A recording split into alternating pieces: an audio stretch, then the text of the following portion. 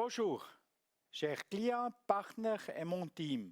Nous vous souhaitons la bienvenue au webinaire EM Industrie de la société Schneider Electric sur le thème La suivi d'énergie en toute simplicité. Je m'appelle Beat Treber, je suis responsable pour EM Industrie. Afin de garantir un déroulement optimal du webinaire, nous vous demandons de prendre en compte les informations suivantes.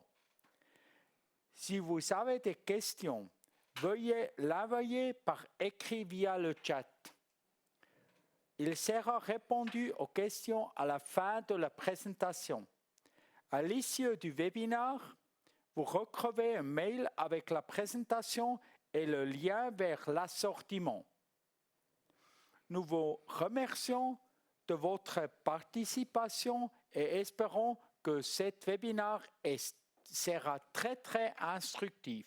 Nous accueillons maintenant l'orateur de Schneider Electric, M. Romain Brunner, qui sera...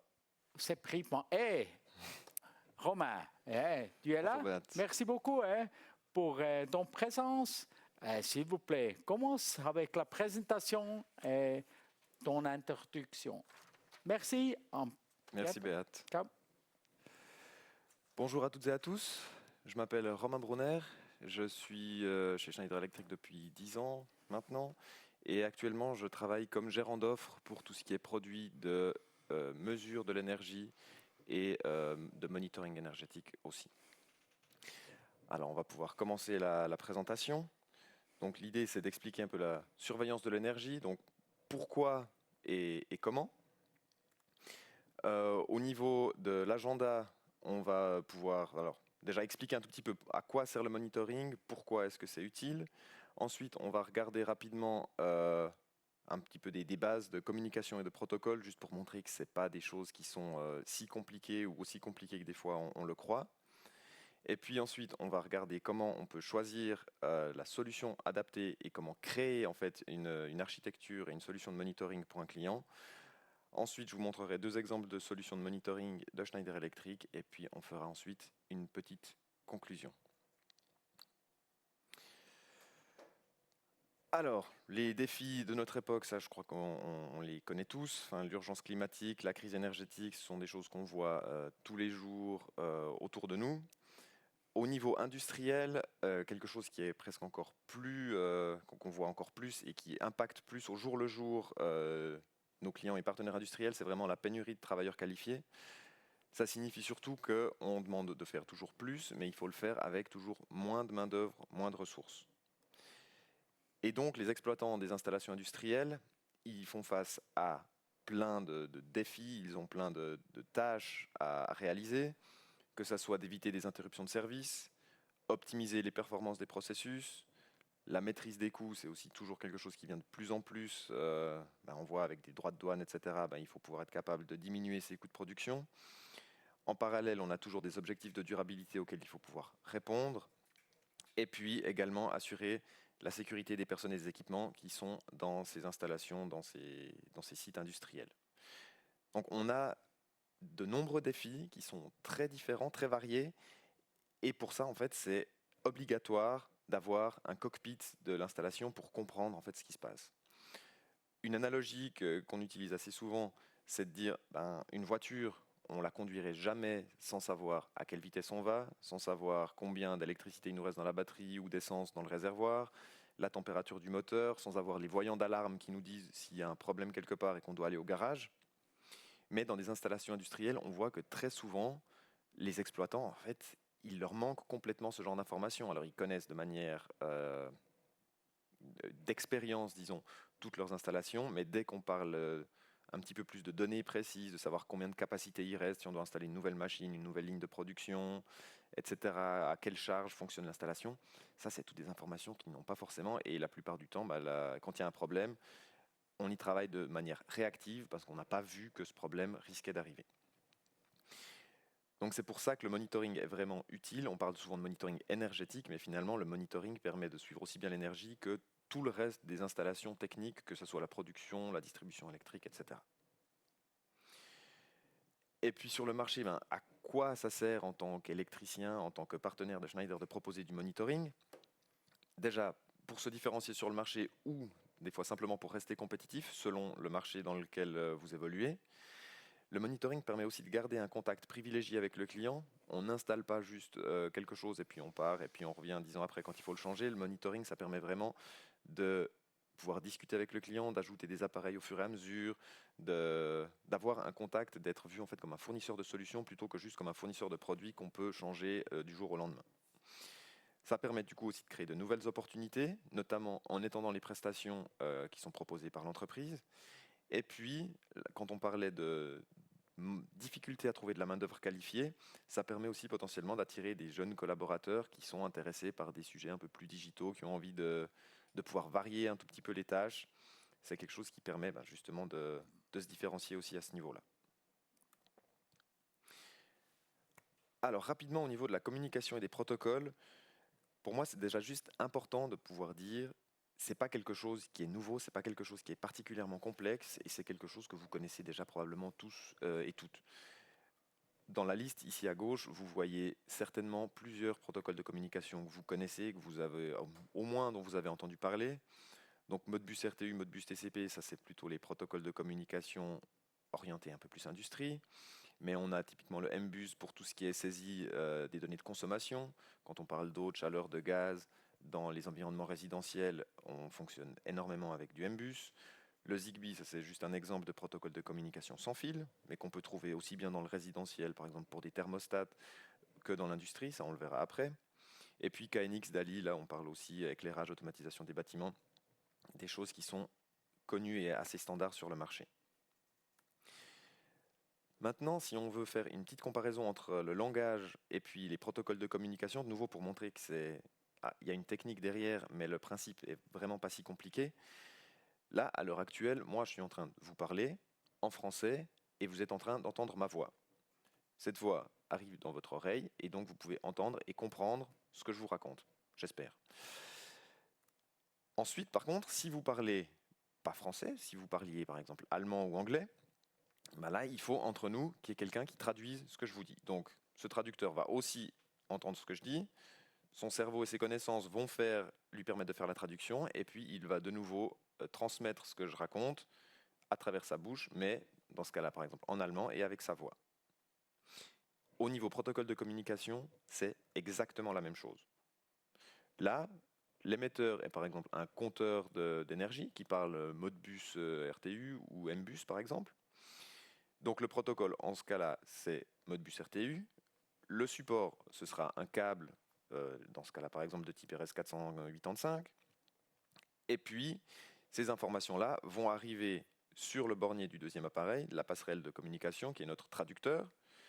Cette passerelle, grâce à sa programmation, va pouvoir faire le changement dans un autre protocole, et avec une prise RJ45, va permettre ensuite de repartir en Modbus Ethernet, par exemple, sur un câble Ethernet. Donc, on a vraiment toujours une logique. On parle une certaine langue, s'il y a besoin, on la traduit, et puis la langue finale doit pouvoir être comprise par les participants ou la solution de monitoring sur le réseau. Voilà. Maintenant, comment est-ce qu'on conçoit dans les faits une solution de monitoring? Pour créer une solution qui est adaptée aux besoins d'un client, chez nous, chez Schneider, on définit 3 étapes principales.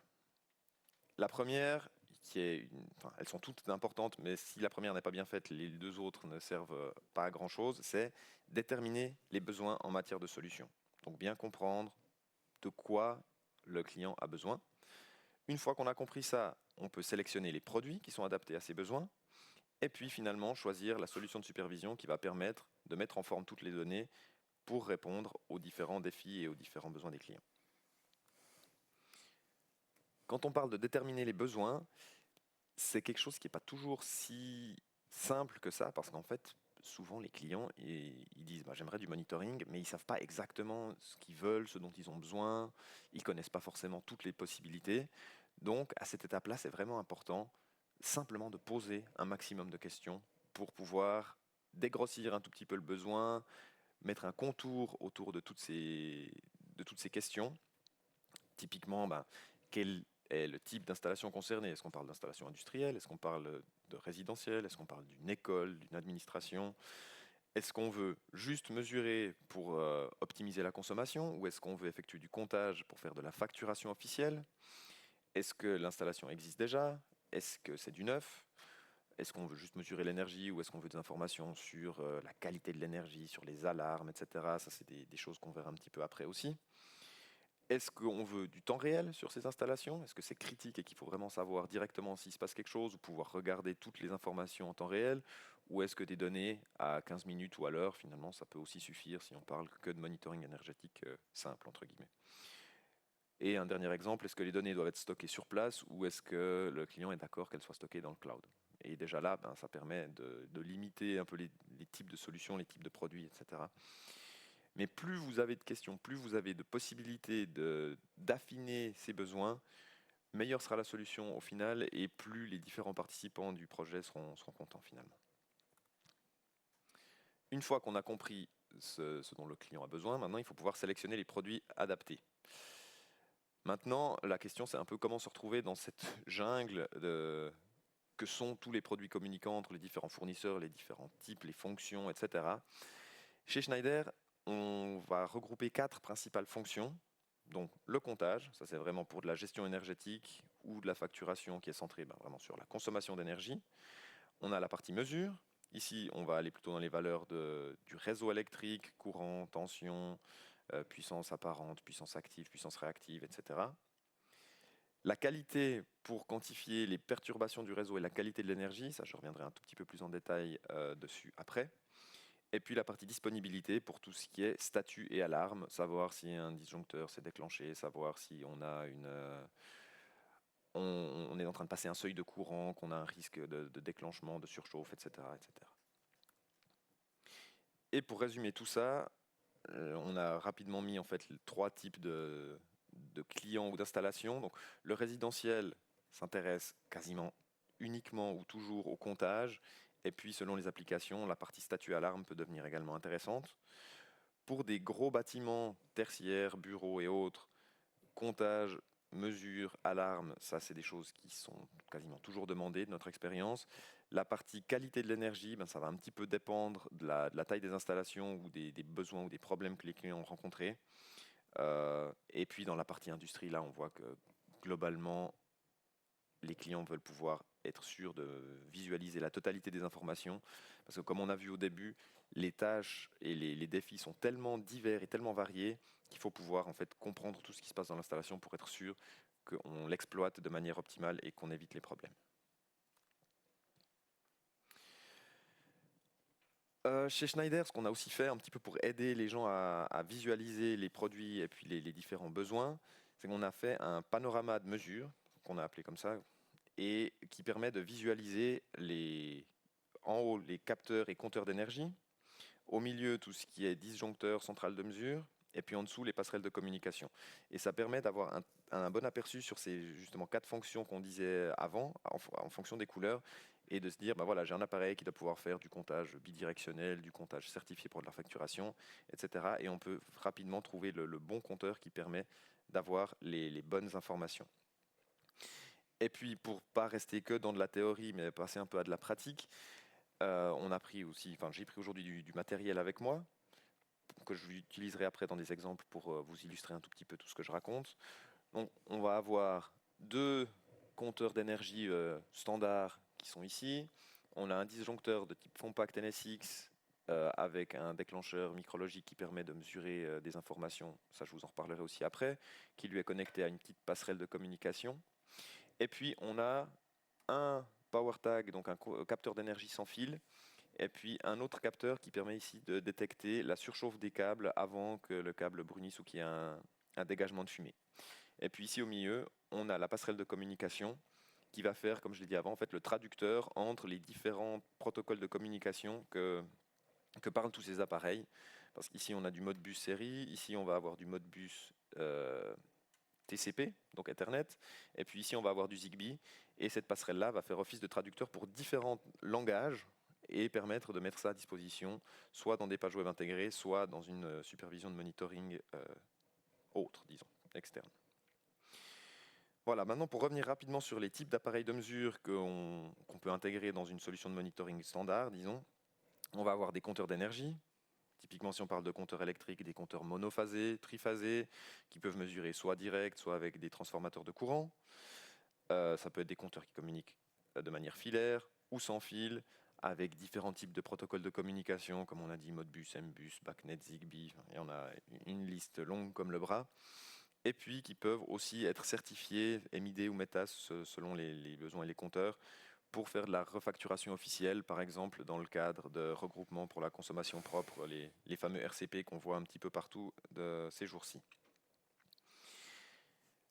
Là, je vous ai juste mis un petit exemple de vidéo pour les capteurs PowerTag dont je vous parlais avant, juste pour montrer à quel point c'est simple et rapide à installer. Donc, on vient simplement passer les deux fils à travers, on le plug sous le disjoncteur, on le visse, et puis c'est fini. Et puis si on regarde ici dans le tableau à quoi ça ressemble dans les faits, finalement on a juste un tout petit appareil ici sous le disjoncteur qui fait grosso modo en fait le même travail que le compteur qui est là-dessous, mais qui lui n'a pas besoin de place sur un ride-in. Il peut aussi envoyer des alarmes en cas de déclenchement du disjoncteur. Donc c'est vraiment un petit appareil qui permet déjà de faire plein de choses, notamment pour des installations existantes où on a une place qui est vraiment limitée. Sur la partie de droite, il y a un autre appareil, je ne vais pas vous faire passer la vidéo parce qu'elle dure un petit peu plus longtemps, mais en résumé, c'est aussi un capteur d'énergie sans fil de cette gamme PowerTag, sauf que lui, il a 3 tors flexibles en fait, qu'on peut ouvrir et venir installer autour d'un câble ou d'un jeu de barre. Et puis, ça permet d'installer de la mesure très facilement, très rapidement, de nouveau sans fil, et puis il peut mesurer lui jusqu'à 2000 ampères. Donc avec cette gamme de capteurs PowerTag, en fait, on peut installer de la mesure sans avoir besoin de rajouter du câblage dans le tableau de 0 à 2000 ampères. On a parlé de compteurs et de capteurs d'énergie, mais ce qui est aussi important d'avoir en tête, c'est qu'en fait, les disjoncteurs ne sont pas forcément juste des dispositifs de protection. Si on a, comme on l'a vu avant, puis comme on peut vite encore le regarder ici, un disjoncteur de type NSX avec le bon micrologique, donc par exemple ici un micrologique 5.2E, le déclencheur en fait micrologique va permettre de mesurer et de transmettre plein d'informations différentes, donc pas uniquement des informations au niveau de la protection, mais aussi de tout ce qui est consommation d'énergie, qualité de l'énergie, alarme. On a aussi des informations très intéressantes sur tout ce qui est maintenance et diagnostic pour pouvoir organiser une maintenance préventive, puis pas juste faire de la maintenance planifiée qui n'est pas vraiment ciblée et puis qui coûte potentiellement passablement plus cher. Donc c'est vraiment, et en fait d'expérience, on voit aussi quand on conçoit une nouvelle installation, un nouveau tableau, les clients, ils souhaitent évidemment économiser au début, donc ils vont peut-être pas forcément toujours choisir un déclencheur comme ça, mais quand ils voient après 1 ou 2 ans le prix que ça coûte d'installer de la mesure ou de changer les déclencheurs parce qu'ils ils veulent mesurer et ils veulent installer du monitoring, c'est vraiment important de pouvoir expliquer aux clients toutes les plus-values, les valeurs ajoutées qu'amène ce type de déclencheur et d'avoir un disjoncteur vraiment communicant et intelligent parce que du coup, on gagne du temps, de l'énergie, de l'argent. C'est vraiment important, dès qu'on conçoit une nouvelle installation, de se dire maintenant, comment est-ce que je peux la rendre intelligente le plus facilement possible. Et puis avec le déclencheur communicant, en fait, on n'a pas besoin d'installer d'appareils de mesure supplémentaires, donc on gagne la place dans le tableau, on n'a pas besoin de les câbler, etc. C'est vraiment tout des choses qui, en gros, un peu que des avantages à ce niveau-là. Et puis la dernière catégorie que je vous présente aujourd'hui, c'est les centrales de mesure. Donc ici, on va plus en direction des installations industrielles. C'est vraiment des appareils qui sont multifonctions, qui vont permettre de mesurer tous les paramètres du réseau, toujours avec des transformateurs de courant. Ils vont pouvoir aller vraiment dans la direction de tout ce qui est qualité de l'énergie, avec les harmoniques, avec l'enregistrement en fait de la forme de l'onde quand il y a une perturbation de qualité de l'énergie. Et puis l'appareil qu'on a pris ici avec nous aujourd'hui, c'est typiquement un PM8000, que j'ai d'ailleurs oublié de vous montrer avant, qui va lui permettre de même détecter en fait quand on a une perturbation sur les réseaux, par exemple un creux de tension, détecter s'il vient de l'amont ou de l'aval. Donc par exemple installé en introduction d'une entreprise, si on a un creux de tension qui amène à une perte de production, il va pouvoir dire ce creux de tension en fait venait du réseau ou de l'installation, mais s'il vient du réseau, on peut aller discuter avec le GRD pour dire maintenant j'ai eu un souci sur mon installation, je sais que ça vient du réseau, j'ai perdu de la production, j'ai perdu du temps, de l'argent, qu'est-ce qu'on fait avec ça? Ce genre d'appareil-là, il peut aussi être programmé un petit peu comme un petit automate pour faire par exemple de la gestion de la charge. On peut ajouter des entrées-sorties des portées ici qu'on vient simplement plugger sur le côté. Donc on peut vraiment, avec un seul appareil, couvrir énormément de besoins. Et c'est vraiment quelque chose qui est très très apprécié par les clients qui l'utilisent, comme j'ai dit, surtout dans les environnements industriels.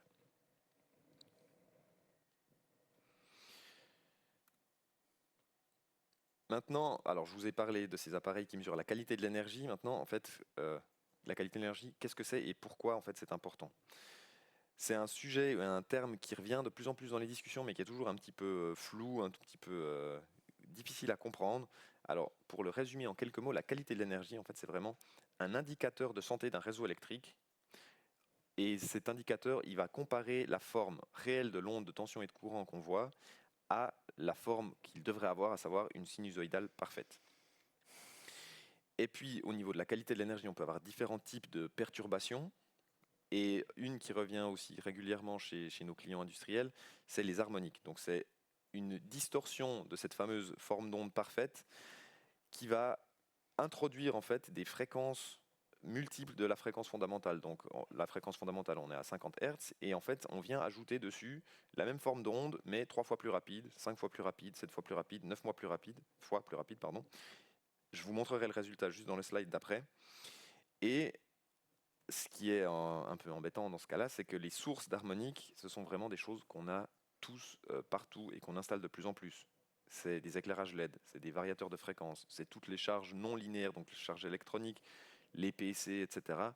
Donc ces harmoniques, par exemple, ça ne concerne pas que les installations industrielles qui ont des gros fours à arc ou des choses de ce type-là. Ça peut concerner aussi un grand bâtiment tertiaire. Et on a vu des exemples avec des effets, typiquement des pertes avec des câbles qui surchauffent, des vibrations avec des jeux de barres ou des colonnes montantes complètes qui se mettent à faire du bruit et puis personne ne comprend d'où ça vient, des clignotements d'éclairage, des pannes dans des cartes électroniques. Et en fait, le problème avec ce genre de phénomène, c'est un petit peu comme quand on va chez le médecin. On a plein de symptômes et on aimerait bien que le médecin nous dise en fait quelle est la maladie et quelle est la cause de ces symptômes. Et en fait, quand on va parler avec un client ou un industriel, il va nous dire ah j'ai des vibrations, j'ai des clignotements, j'ai mes cartes électroniques dans cette ligne de production qui crament sans arrêt, mais il va pas venir dire j'ai un problème de qualité de l'énergie. Parce qu'il ne le sait pas, en fait, et que personne ne le sait au départ. Et c'est pour ça que cette qualité de l'énergie, en fait, elle est vraiment impossible à identifier sans la mesurer. Et c'est pour ça que c'est important d'avoir des appareils, que ce soit par exemple un NSX qui peut mesurer des informations assez basiques de qualité de l'énergie, ou un de ces analyseurs de réseau qui peut vraiment aller extrêmement dans le détail, où là on peut vraiment prendre des mesures directement basées sur les données de ces appareils.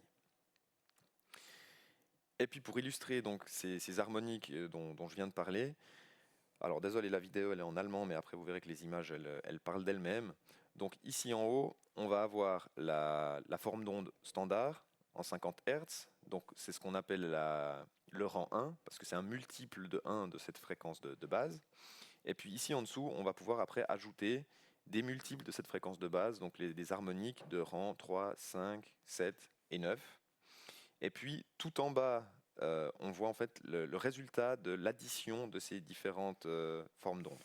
Donc on voit ici, on a plus, et puis le résultat ici est est décrit en jaune. Et puis donc normalement, si je ne me suis pas trop planté, c'est maintenant qu'on va commencer à voir le résultat. Donc là, on va ajouter des harmoniques de rang 3. Et puis on voit en bas vraiment très très vite que la forme d'onde de base, c'est déjà plus vraiment une sinusoïde. Alors ça a toujours un peu des formes de sinus, mais ça commence déjà à avoir une tête un petit peu spéciale. Et puis quand on va ajouter des harmoniques de rang 5, après de rang 7 et de rang 9, en fait on voit en bas que cette addition d'harmoniques fait que la forme d'onde du réseau n'a vraiment plus rien à voir du tout avec une sinusoïde parfaite en fait. Et le vrai problème dans cette histoire, c'est que nos appareils électroniques, les cartes électriques, ils sont vraiment conçus pour fonctionner avec un réseau électrique qui a une forme d'onde sinusoïdale. Dès qu'on leur injecte un courant électrique qui a ce genre de forme, c'est normal justement que ça ne marche plus, que ça clignote, que ça brûle, que ça surchauffe, etc. Donc un phénomène qui est très très important de mesurer et de bien comprendre. Voilà, on a parlé des appareils. Maintenant, comment est-ce qu'on va choisir la bonne solution de supervision? Et là, c'est vraiment l'étape à ne pas sous-estimer. Parce qu'en fait, on peut avoir très bien compris les informations, enfin les besoins du client, on peut avoir choisi les bons produits. Si on n'a pas une bonne solution pour donner accès à ces informations, finalement, tout ce qu'on a fait ne sert pas à grand-chose. Donc, c'est vraiment très important de pouvoir sélectionner la bonne solution, qui peut avoir des fonctionnalités de très simples à très avancées, qui doit correspondre à ce que le client souhaite et a comme profil. Est-ce que le client veut pouvoir se connecter dessus tous les jours puis faire des analyses super avancées parce que ça l'intéresse et qu'il a le temps? Est-ce que c'est un client qui dit bon, en fait moi je veux même pas me connecter dessus, je veux juste recevoir un rapport chaque semaine pour être sûr que ça va bien et puis des alarmes en cas de souci? Est-ce que c'est un intermédiaire? Est-ce que le client veut pouvoir ensuite exporter des données pour faire des analyses lui-même sur Excel, sur Power BI ou autre? Est-ce que le client veut une solution qu'il paye une fois et puis c'est fini? Ou est-ce qu'il va avoir des coûts récurrents qui diminuent l'investissement de base mais qui du coup reviennent chaque année? Est-ce qu'on souhaite avoir une application mobile, etc., etc. Et donc chez Schneider Electric, on va avoir 3 solutions pour offrir un maximum de flexibilité en fonction des besoins des clients. On va avoir le panel serveur qui est en fait la passerelle que vous avez vue dans le petit tableau que j'ai devant moi. On va avoir ensuite une solution qui s'appelle Energy Hub, qui est une solution cloud pour le monitoring d'installation de moyenne taille, on va dire. Et puis après, on a Power Monitoring Expert, qui est vraiment la solution de monitoring industriel standard de Schneider Electric que énormément de clients industriels en Suisse utilisent dès qu'on a besoin de fonctionnalités un peu personnalisées, de redessiner un synoptique électrique, d'analyse de la qualité de l'énergie, etc. C'est vraiment sur cette solution-là que les clients industriels vont partir. Voilà, donc maintenant j'arrête un petit peu plus avec le blabla, je vous réexplique juste 2 choses et puis on va partir sur une démo. Donc le panel serveur, là en l'occurrence c'est le modèle panel serveur Advanced, c'est vraiment ce qu'on appelle un serveur d'énergie tout en un qui va permettre de concentrer des appareils Modbus aussi bien que des appareils sans fil, qui a une mémoire embarquée qui permet de stocker environ 3 ans de données. Alors ça dépend de la quantité d'appareils que vous mettez dedans. Si vous en mettez peu, on a fait le calcul, ça peut tenir plutôt 20 ans. Si vous en mettez beaucoup, ce sera peut-être 6 mois. Ça va vraiment dépendre un tout petit peu des informations qui sont dedans. Ensuite, on a des pages web qui sont proposées directement dans l'appareil pour un suivi énergétique simple, qui peut aussi envoyer des alarmes par email ou des fichiers CSV par exemple. Là, j'ai fait un petit exemple d'architecture de mesure pour le panel serveur qui ressemble en fait assez exactement à ce qu'on a dans le tableau. Ici, donc, on va pouvoir voir dans le tableau, comme sur le slide, on a 2 compteurs d'énergie, 2 compteurs IEM 3000 en l'occurrence. On va avoir un NSX qui est connecté à des passerelles de communication pour aller justement sur un réseau Ethernet directement. Et puis, on va avoir le Power Tag et le Heat Tag qui, eux, communiquent en Zigbee. Et on va remonter tout ça sur la passerelle de communication et le serveur d'énergie qu'est le panel serveur. Alors, tac. Donc le panel serveur, il va ressembler à ça. Donc là, je suis connecté sur celui qui est dans le tableau devant moi. On voit que du coup, il n'y a pas de données encore dedans. On a différents types de menus. On a la page d'accueil qui va permettre de donner un petit résumé des données enregistrées par rapport au type de consommation, etc. On va avoir une page de notification, une page qui s'appelle surveillance et contrôle sur laquelle on va principalement pouvoir regarder les données mesurées en temps réel par les appareils. Une partie historisation qui va être la page où on va créer ces dashboards de données historiques avec lesquels on peut jouer sur les compteurs, les données, etc. que je vous montrerai après. Et puis 2 onglets de paramètres et de maintenance. Alors pour être complètement honnête avec vous, j'ai déjà fait l'adressage Modbus des appareils dans les appareils eux-mêmes, donc dans le NSX et puis dans les IEM, dans les compteurs d'énergie. C'est pas compliqué, ça on peut le faire directement depuis la face avant des appareils, c'est juste pour gagner un tout petit peu de temps et parce que c'est pas forcément la partie la plus intéressante de cette mise en service. Donc maintenant, mon panel serveur, je me suis connecté et j'aimerais ajouter les produits Modbus, donc les deux compteurs d'énergie et puis le NSX. Donc je vais aller sur la partie ajout de produits. Ici, je mets la liste des adresses Modbus que j'aimerais scanner sur le réseau. Donc ici, en fait, j'ai un A2, mais on peut mettre à peu près ce qu'on veut finalement. J'ai mis un A3 pour montrer qu'on peut aller un petit peu plus loin. On scanne le réseau. Et puis ici, on a les deux appareils qui apparaissent, qui sont maintenant connectés au panel serveur. Maintenant, le Compact NSX, je vous ai dit, lui, il est déjà connecté à une passerelle Ethernet. Donc lui, on va aller le découvrir, mais juste dans un autre menu.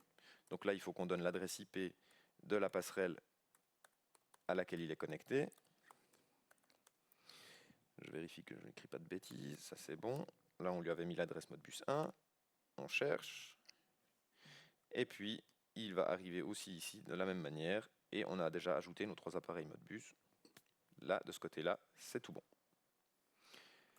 Maintenant que j'ai ajouté les appareils Modbus, je vais ajouter aussi les appareils sans fil. Donc là, c'est même encore plus simple parce que tout ce qui est power tag, heat tag et autres, ils n'ont pas besoin d'être adressés dans l'appareil lui-même. C'est le panel serveur qui va scanner le réseau et qui va ensuite adresser automatiquement les appareils. Donc ici, je mets le scan. Et puis, si tout se passe bien, on devrait avoir les deux appareils qui vont arriver ici. Donc on a le power tag, la partie énergie qui est ici. Et puis on va voir si le heat tag arrive. Il est là. Donc, les appareils qui sont dans mon tableau sont déjà tous connectés au panel serveur. Et la dernière chose qui me reste à faire, finalement, c'est d'aller dans les différents appareils et puis de choisir de lui donner un nom. Alors, éclairage, salle A. Et puis l'étiquette, ça peut être par exemple le numéro de départ dans le tableau électrique, on va dire 3Q4. Et puis après, on peut choisir si on monitore la phase A, enfin ABC 1, 2, 3, si le courant va dans le sens direct ou s'il part dans un sens inversé, juste pour le signe, savoir à quelle vitesse il va communiquer avec le panel serveur, et puis choisir sur quel type de disjoncteur il est installé. Ça, c'est notamment important pour tout ce qui est alarme, de pré-alarme, notamment si le disjoncteur atteint 80% de la charge, par exemple, ben, on peut, grâce à ça, envoyer des alarmes automatiquement. Et puis ici, on peut choisir le type d'énergie que c'est, donc par exemple l'électricité. Et puis usage, on va reprendre l'éclairage, hop, on enregistre, et puis le compteur, il est configuré. Donc il faut juste le faire pour chaque compteur qui est ajouté dedans, mais vous voyez que finalement, ça va vite et c'est pas bien compliqué. Ensuite, une fois que les appareils sont configurés dedans, la chose qu'il ne faut pas oublier, c'est de configurer en fait l'enregistrement des données, l'échantillonnage ici. Alors là, c'est déjà enregistré, enfin c'est déjà configuré. Je vais vous montrer, je vais me connecter à un autre panel serveur pour vous montrer après le résultat. Mais en gros, ce qui se passe ici maintenant, c'est que dans les différents appareils, il y a des valeurs qui sont préconfigurées qu'on peut aussi changer si on le souhaite. Tac, tac, tac. Ah ouais, là, il en échantillonne encore aucune. Donc, je peux dire, bah, maintenant, je vais enregistrer le courant, l'énergie active, toutes les 10 minutes. Tchac, hop. Et puis, bah, c'est enregistré par défaut. Voilà, donc la mise en service avec un panel serveur, ça va vraiment très vite. C'est pas compliqué. Il faut pas avoir peur. On a aussi créé toute une liste de tutoriels sur YouTube. Il n'y a pas besoin de formation spécifique pour être capable de s'en sortir avec les vidéos. C'est vraiment des tutos pas par pas. Et ça permet, même en connaissant rien du tout à un appareil, de s'en sortir et puis de faire une mise en service tout seul. Voilà, donc là, je vais vite vous montrer sur un autre panel serveur qu'on a dans notre site à Orgun. Tac, hop. Ici, c'est juste pour vous montrer le résultat quand on a des données en fait dans le panel serveur. Donc la page d'accueil, ici, bah, on affiche les différents types d'utilisation qu'on a, donc le CVC, de l'éclairage, de l'informatique. On regarde combien on a consommé par rapport aux 4 semaines précédentes cette période, combien de plus de consommation on a, quel est le pourcentage de chaque charge, etc. etc. Donc ça permet vraiment d'aller déjà assez loin. Et puis ensuite, on a la partie historisation qui va permettre de sélectionner les différents produits, les différents compteurs, et puis le paramètre qu'on veut afficher. Donc ici, par exemple, j'ai déjà sélectionné pour le mois d'août, par jour, les 3 compteurs et l'énergie. Donc on voit très très vite la courbe, en fait, enfin, alors c'est pas la courbe de charge, c'est la courbe de consommation d'énergie ici, mais si on la met à l'heure, finalement, là, on arrive aussi quasiment sur une courbe de charge.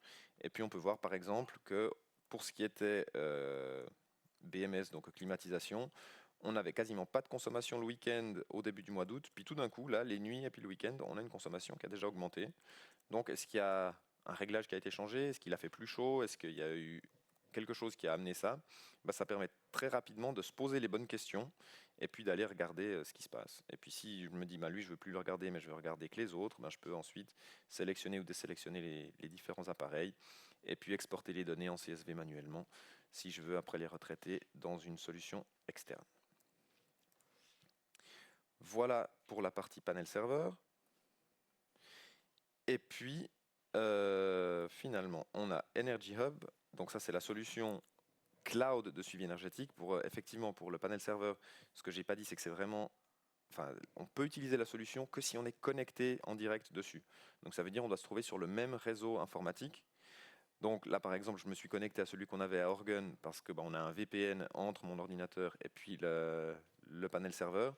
Mais à moins d'être dans la même installation sur le même réseau que le panel serveur, on ne peut pas accéder à ces données à distance, de nouveau, sauf si on a un VPN.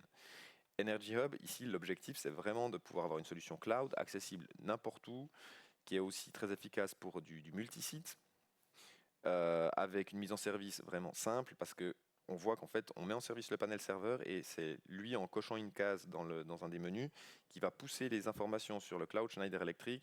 Et puis, on va avoir des dashboards préconfigurés qui vont apparaître en fait dans la solution. Donc, on n'a pas de configuration nécessaire ou quasiment pas. Il faut mettre le numéro de série du panel serveur dans la solution.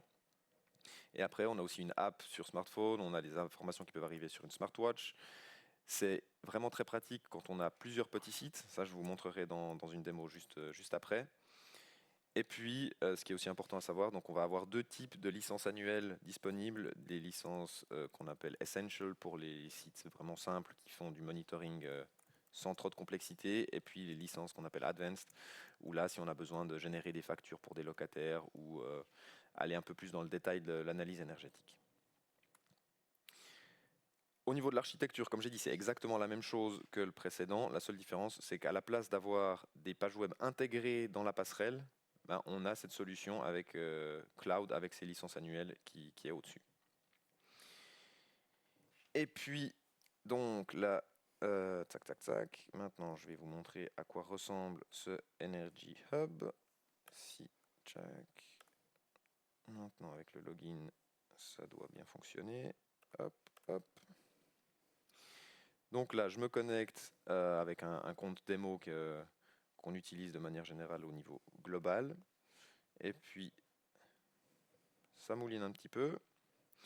Et on arrive sur cette fameuse page web à laquelle on peut accéder depuis un peu n'importe où. Ici, en fait, on a créé pour la démo ce qu'on a appelé un Campus Energy Hub avec différents bâtiments, avec un atrium, avec un restaurant, avec des laboratoires, avec un showroom.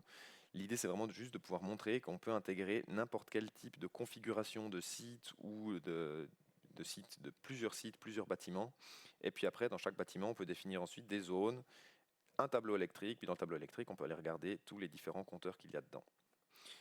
On a différentes vues. Donc là, c'est la vue qu'ils appellent les actifs. Donc c'est plutôt ce qui est orienté à l'arme. On a la vue énergie, où ici, si on va sur le campus, on peut voir la consommation d'énergie totale en fait, du site, que ce soit à travers un diagramme de Sankey qui nous montre ce qui vient du réseau ou s'il y a du solaire, ce qui vient également du solaire, ce qui part dans les processus, dans l'éclairage, etc. De regarder, alors là c'est au pied carré, mais au mètre carré, l'intensité énergétique, de regarder quels sont les bâtiments les plus énergivores, quelles sont les utilisations les plus énergivores, si c'est les processus, si c'est l'éclairage, etc. Regarder quand ont eu lieu les demandes de pointe, la même chose pour l'eau et aussi pour le gaz. Et puis on peut vraiment aller assez dans le détail sans avoir besoin de faire de configuration parce que comme je vous ai dit, comme c'est déjà préconfiguré dans le panel serveur, on n'a pas besoin d'aller faire de gros spécialités dans la solution. On a la même chose ensuite au niveau du coût, où on peut visualiser aussi un diagramme de Sankey avec les coûts d'eau, d'électricité, de gaz, puis de regarder combien on paye pour chaque type d'énergie, et puis dans quel type d'utilisation en fait par les différentes énergies. Je ne vais pas aller trop dans le détail parce que je crois que je suis un peu à la bourre au niveau du temps. Mais on peut aussi ensuite générer, alors à l'heure actuelle, que manuellement des factures pour des clients, pour des locataires. Ça, on automatisera ça dans le courant de l'année prochaine. Et puis donc voilà, c'est une solution pour des gens qui veulent déjà aller un petit peu plus dans le détail, qui veulent monitorer plusieurs sites. On peut penser par exemple à une commune qui dirait, bah, moi j'ai une école, une salle de gym, des locaux administratifs, etc. Et puis j'aimerais pouvoir avoir sur une solution, comprendre, j'ai installé du solaire sur tous ces différents bâtiments, puis comprendre ben, mon solaire, où est-ce que je consomme plus, etc. Si mes bâtiments sont plus ou moins autonomes. C'est exactement le type de solution qui est simple, qui peut intégrer plusieurs types d'énergie et qui permet finalement en très peu de travail et très peu de temps, de faire une solution qui est vraiment chouette pour les clients. Voilà. Et puis la dernière solution dont j'avais parlé, c'est Power Monitoring Expert, PME. Là, je vais y aller vraiment assez rapidement. C'est une solution de suivi énergétique pour les installations grandes ou critiques. Donc dès qu'on parle de gros sites industriels, gros sites de production, data centers, hôpitaux, etc., c'est vers ce genre de solution que les clients se tournent. On va pouvoir analyser la consommation vraiment dans le détail. Comme pour Energy Hub, on est multifluide, électricité, gaz, eau, vapeur, toutes les différentes informations, température et autres. On va pouvoir avoir un suivi de la qualité de l'énergie très précis si on installe les appareils de mesure ou les analyseurs de réseau dont on a parlé avant. On peut faire du monitoring thermique continu des installations pour tout ce qui est prévention des incendies et sécurité des personnes. Comme j'avais dit, comme les NSX ont des informations de maintenance à l'intérieur, ben, le PME va permettre de générer des rapports automatiques de maintenance prédictive qui vont dire ben, tel disjoncteur est dans un état de vieillissement critique, normal ou aucun vieillissement, et puis envoyer des rapports et des alarmes automatiques. La différence principale avec les deux autres solutions, c'est que PME est installé normalement que par des partenaires Schneider Electric certifiés, donc on appelle des éco-experts, qui sont formés sur le logiciel, parce que c'est quelque chose de, comme c'est extrêmement personnalisable, de plus complexe à mettre en place, et comme ça on s'assure aussi que les projets se passent de la meilleure des manières. Voilà, donc en conclusion, la supervision énergétique, c'est pas un jouet, c'est pas un petit bonus qu'on met quand on est un geek sur notre installation, c'est vraiment un outil nécessaire qui va permettre de donner accès à beaucoup d'informations utiles et critiques pour le bon fonctionnement d'installation.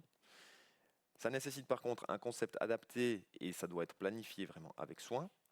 Mais par contre, une fois qu'on y a bien réfléchi et qu'on sait ce dont on a besoin, ça peut vraiment être, comme on l'a vu avant, très très simple à mettre en place. Donc, vous n'avez pas d'excuse pour dire que le monitoring c'est trop compliqué. Vous pouvez simplement vous y mettre. Et puis, si vous avez des questions, il ne faut pas hésiter à venir vers nous.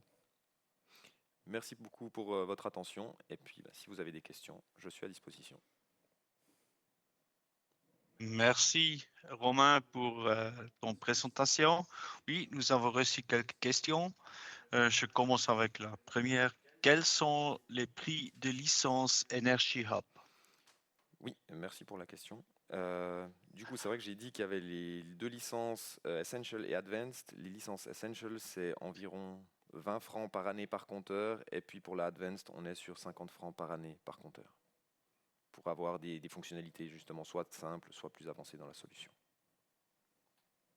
Merci beaucoup pour la réponse. Je continue avec la deuxième question.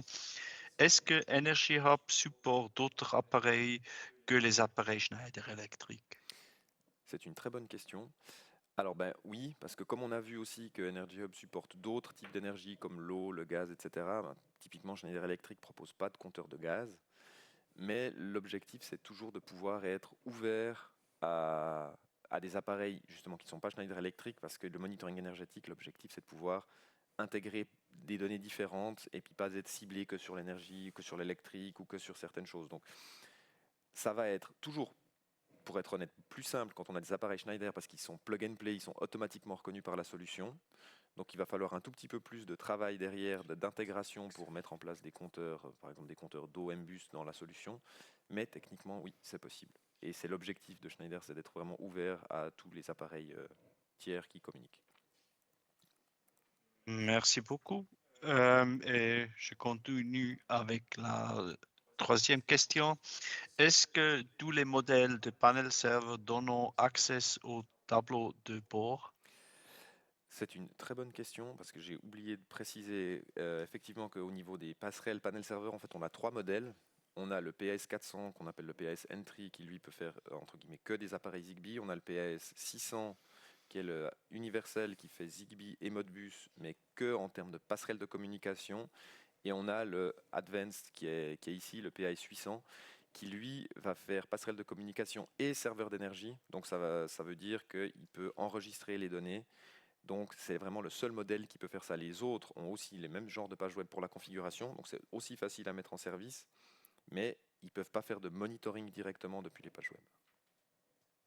Merci beaucoup pour la réponse. Ça, ce sont toutes les questions qui sont arrivées jusqu'au moment. Je retourne à toi et à Beat. Merci beaucoup. Merci. Merci beaucoup, Romain.